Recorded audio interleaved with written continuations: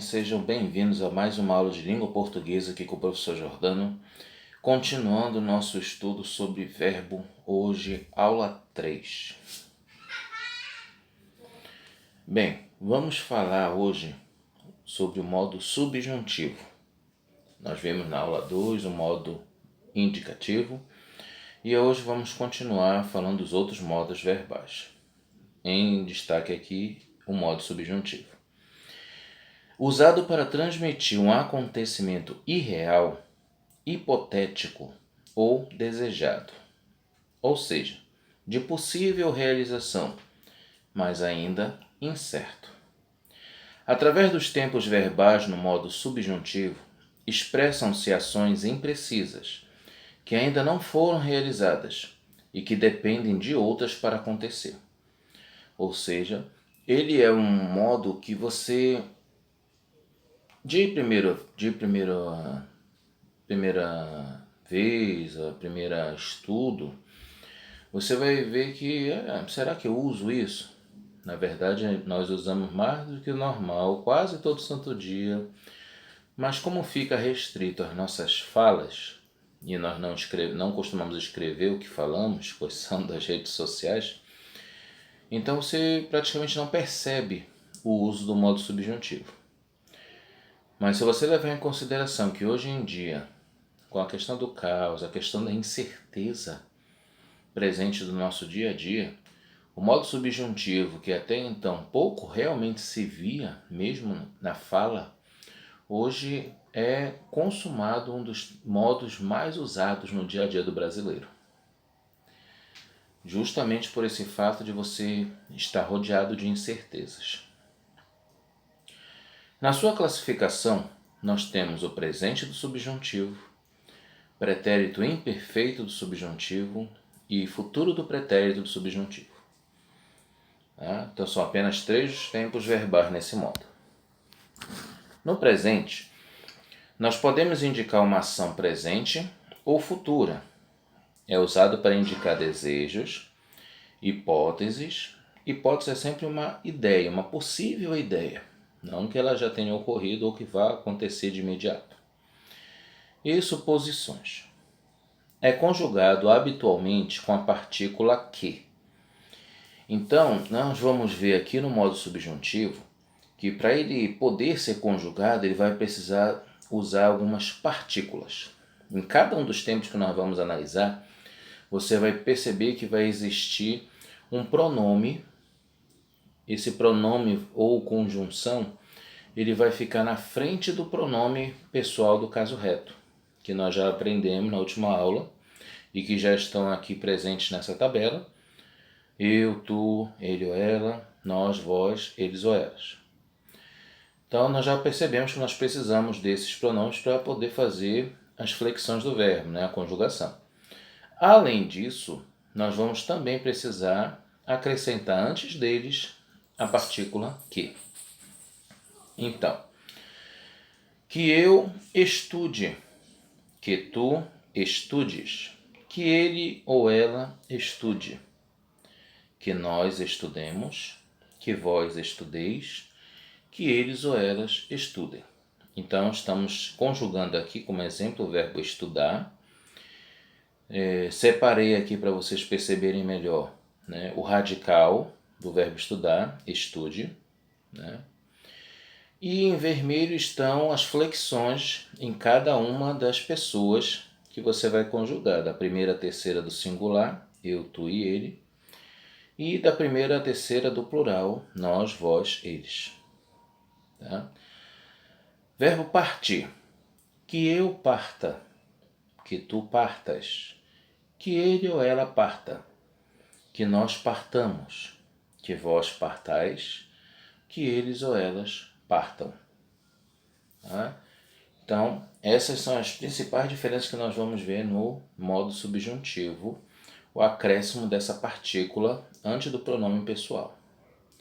Vamos agora a aplicações, de como a gente pode ver isso no dia a dia. Meu pai quer que eu estude mais. Veja lá. Como a partícula vem antes do pronome que, vem o pronome e depois o verbo. Eu quero que você vá embora agora. Tomara que ela possa ir à festa. Agora pare para se perguntar, isso não é comum hoje em dia? É muito comum nós falarmos dessa forma. Nós só não percebemos que utilizamos o modo subjuntivo. Pretérito imperfeito agora. Podendo indicar uma ação presente, passada ou futura. É usada para expressar desejos, probabilidades e acontecimentos que estão condicionados por outros. É conjugado habitualmente com a partícula se. Então, nós vamos ver aqui um sufixo bem diferente de todos os tempos que nós já estudamos até agora. Verbo estudar. Se eu estudasse, se tu estudasses, se ele estudasse. Se nós estudássemos, se vós estudasseis, se eles ou elas estudassem. Então repara que a partícula se ela já dá uma ideia de quê? De probabilidade, né? Caso eu fizesse algo, né? Note que o sufixo bem característico desse tempo, né, é o SSE, né? Asse, isse, no caso do verbo partir. Se eu partisse, se tu partisses, se ele partisse, se nós partíssemos, se vós partisseis, se eles ou elas partissem. Reparem que tanto no verbo estudar quanto no verbo partir, a primeira pessoa do plural, nós, e a segunda pessoa do plural, vós, elas têm uma ligeira mudança na sua flexão, pois nós vamos acentuá-la na sua ação, no verbo. Se nós estudássemos, se nós partíssemos, se vós estudasseis, se vós partisseis.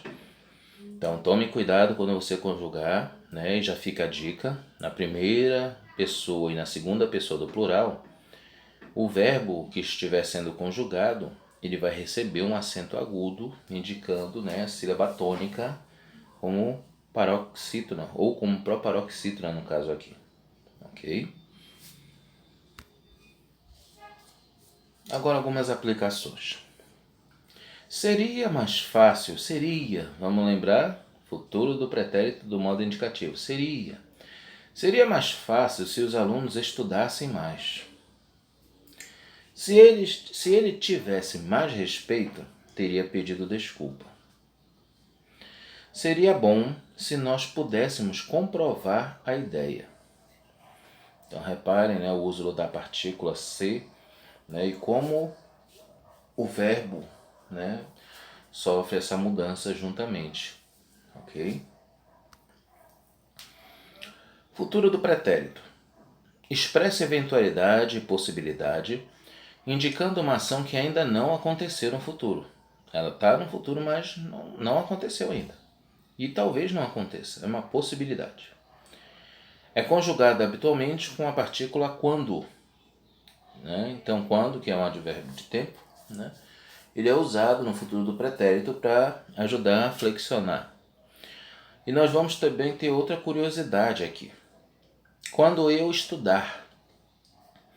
Estudar não é o modo infinitivo do verbo? Estudar? Sim. Só que aqui ele está sendo conjugado com a partícula quando. Quando eu estudar. Então nós temos aqui, é importante não confundir, o eu, primeira pessoa do singular, e a terceira pessoa do singular, no verbo em si, ele tem a mesma escrita do modo infinitivo, né? Na forma nominal do verbo infinitivo. O que é que muda? O acréscimo da partícula quando. Então, se você vê apenas eu parti, muita gente escreve dessa forma, por exemplo, eu partir, está errado. Não existe eu partir.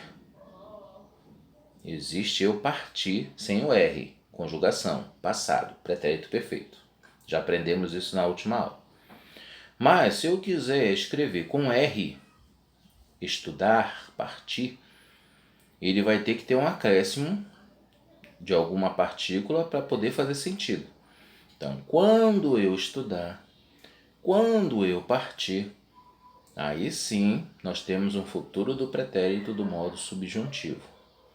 Tá? Ele é escrito igualzinho o infinitivo que nós vimos na primeira aula, na forma nominal, só que ele possui esse acréscimo da partícula quando. Ok? Então, é só não confundir a forma nominal com o futuro do pretérito, do modo subjuntivo. Tá ok? Então, vamos conjugar. Quando eu estudar, quando tu estudares, quando ele ou ela estudar, quando nós estudarmos, quando vós estudardes, quando eles ou elas estudarem. Quando eu partir, quando tu partires, quando ele ou ela partir, quando nós partirmos, quando vós partirdes, quando eles ou elas partirem. Veja alguns exemplos de ação, de exemplos de uso do futuro do pretérito no subjuntivo. Quando eu estudar mais, serei melhor aluno. Tudo ficará mais fácil quando ele vier morar aqui. Quando nós quisermos, entraremos em contato com você. Então repare que isso é muito comum nós falarmos no dia a dia. Está muito explícito, está muito comum você falar dessa forma. Só não percebemos que se trata do modo subjuntivo. Para terminar, vamos fazer hoje uma atividade complementar no seu caderno. Tá? Não é avaliativo, ok? É apenas para exercitar, para ver se você está aprendendo corretamente. Então você tem novamente 3 verbos para conjugar, cada um de uma pessoa. Cantar da primeira pessoa, vender da segunda pessoa, curtir da terceira pessoa. E aí, da primeira conjugação, desculpe. Cantar da primeira conjugação, vender da segunda conjugação, curtir da terceira conjugação. E aí você tem os tempos do modo subjuntivo para conjugar, apenas esses 3. Presente, pretérito imperfeito e futuro do pretérito. Ok? Então, bom trabalho e aguardo os resultados. Até a próxima.